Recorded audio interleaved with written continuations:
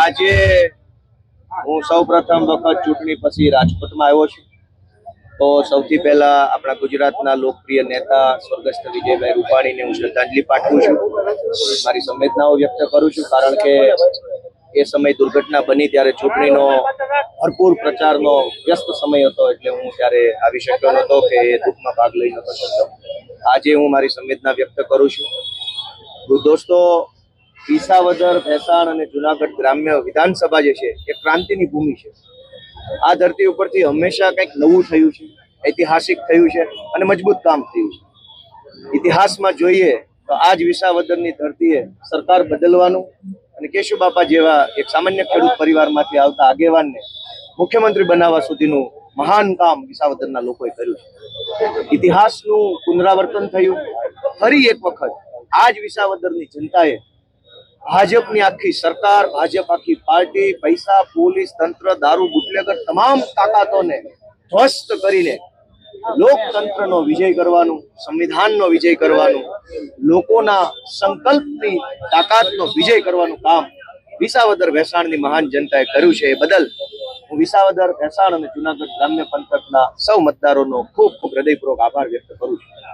આ વિસાવદરની ચૂંટણીમાંથી ત્રણ જે મહત્વના સંદેશ ગુજરાતની જનતાને મળ્યા છે, એ સંદેશ વ્યક્તિ સુધી પહોંચે, ઘર ઘર સુધી પહોંચે, તેના માટે વિજય સંદેશ યાત્રાનું આયોજન કર્યું છે.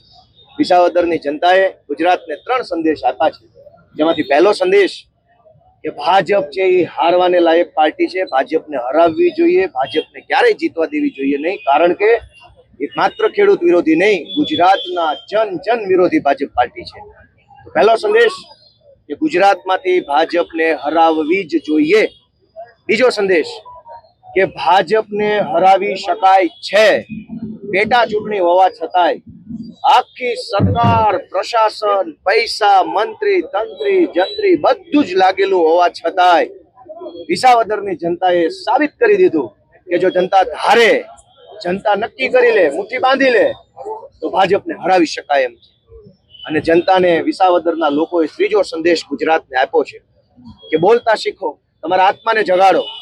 વિસાવદરની જનતાએ ભાજપના જેટલા નેતા પ્રચારમાં આવ્યા બધાને પ્રશ્નો પૂછ્યા, સવાલ પૂછ્યા અને એમની જવાબદારી યાદ કરાવડાવી કે તમે માત્ર ચૂંટણી ટાણે આવો છો, કામ હોય, જરૂર હોય ત્યારે ક્યાં આવો છો, તમારી શું ફરજ છે, મંત્રી છો તો શું કરો છો, ધારાસભ્ય શું કરો છો. વિસાવદરની જનતાએ ગુજરાતને સંદેશ આપ્યો છે કે બોલતા શીખો, અવાજ ઉઠાવતા શીખો, તમારા આત્માને જગાડો, ડરો નહીં. આ ત્રણ મહત્વના સંદેશ ગુજરાતના વ્યક્તિના ઘર ઘર સુધી, મન સુધી પહોંચે, એના માટેના પ્રયત્ન કરવા આજે અમારી યાત્રા છે. અમારા માનનીય નેતા ઈશુદાનભાઈ ગઢવી, માનનીય રાજુભાઈ કરપડા, અમારા માનનીય મનોજભાઈ સોરઠિયા, અજીતભાઈ લોખીલ, દિનેશભાઈ જોશી, આ બધા જ અમારા નેતાઓની હાજરીમાં અમે આજે આ વિજય સંદેશ યાત્રાનું આયોજન કર્યું છે. આખા ગુજરાતમાં ગુંડાઓ કઈ પાર્ટીમાં છે, મારામારી કરી લેવા વાળા કઈ પાર્ટી છે, જમીનના કબજા કરવા વાળા, બળાત્કાર કરવા વાળા, ડ્રગ્સ વેચવા વાળા, દારૂ વેચવા વાળા, કોલસો કાઢવા વાળા, રેતી કાઢવા વાળા, તમામ 2 નંબરના ધંધા કરવા વાળા, હલકી માનસિકતાના લોકો કઈ પાર્ટી છે. એ પછી ભાજપ વાળા એમ કે ચૈતર વસાવાએ અમને લાફો માર્યો, તો ગુજરાત આવું માનશે નહીં, કેમ કે મારામારી કરવા વાળા બધા ભાજપમાં છે. અમે શરીફ માણસો છીએ, સામાન્ય પરિવારમાંથી આવીએ છીએ. તકલીફ એ વાતની છે કે 2022ની ચૂંટણીમાં ચૈતર વસાવા જેવો સામાન્ય પરિવારમાંથી આવતો, જેને કોઈ ઓળખતું નહોતું, એવો સામાન્ય આદિવાસી યુવાન જંગી બહુમતીથી ધારાસભ્ય બની ગયો. એ વાતનું ભાજપને ક્યારનું પેટમાં દુખે છે, હજુ એ પેટનો દુખાવો મટ્યો નહીં. ત્યાં વિસાવદરથી ગોપાલ ઇટાલિયા પાછો જીતી ગયો, એટલે બળતરામાં ઓર વધારો થયો, પીડા ઓર વધી. અને એટલે પોલીસનો દુરુપયોગ કરીને, બીજા તંત્રનો દુરુપયોગ કરીને ચૈતર વસાવા કે ગોપાલ ઇટાલિયા કે રાજુ કરપડાને ફસાવવા માટેના કાવતરા ચાલુ થયા છે. પણ મને વિશ્વાસ છે કે ગુજરાતની જનતાનો આત્મા જાગ્યો છે, ગુજરાતની જનતાની હિંમત વધી છે. ભાજપના તમામ ષડયંત્રોને ગુજરાતની જનતા જાકારો આપશે અને અમારી જેવા નાના યુવાનો જે આગળ આવ્યા છે એને ગુજરાતની જનતા મદદ આપશે. રાજકોટ મહાનગરપાલિકાની ગઈ ચૂંટણીમાં 2020માં આમ આદમી પાર્ટી પૂરી તાકાતથી, પૂરા પ્લાનિંગથી, આયોજનથી, ટીમ વર્કથી મેદાનમાં ઉતરી હતી. અને એ વખતે જ્યારે આમ આદમી પાર્ટી આટલી મોટી પાર્ટી નથી, આટલા ધારાસભ્યો નહોતા, આટલી મજબૂત વિપક્ષ તરીકે ગુજરાતમાં સ્થાન નહોતું, તેવા સમયે રાજકોટની જનતા 18% કરતા પણ વધુ મત આપી અને એક સંદેશ આપ્યો આમ આદમી પાર્ટીને કે ચાલુ રાખજો, કામ કરજો, તમારી સાથે છીએ, આ વખતે 18% છે, આવતી વખતે 38% કરી દઈશું.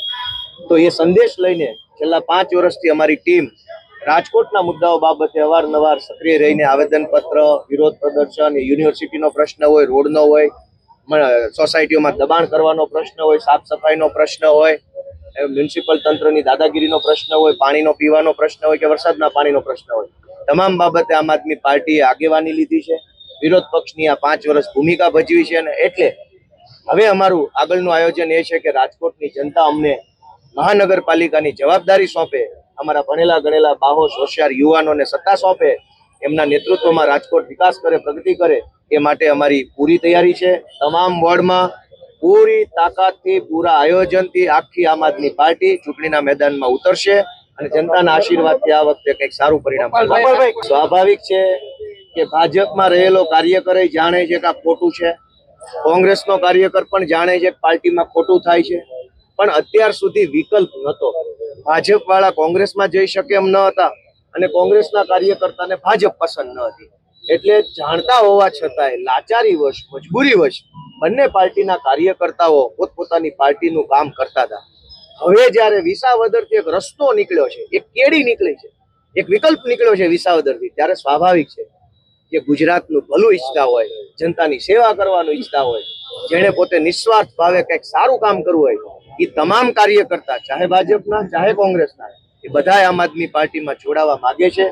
અમે બધાનું આમ આદમી પાર્ટીમાં સ્વાગત કરીએ છીએ અને હજુ જેણે જોડાવા માટેનું મન ન બનાવ્યું હોય એને વિનંતી કરું છું કે ભાઈ વહેલી તકે આવો, તમારી જેવા સારા માણસો આવશે, બધા સાથે મળી ગુજરાતનું ભલું કરી શકાય.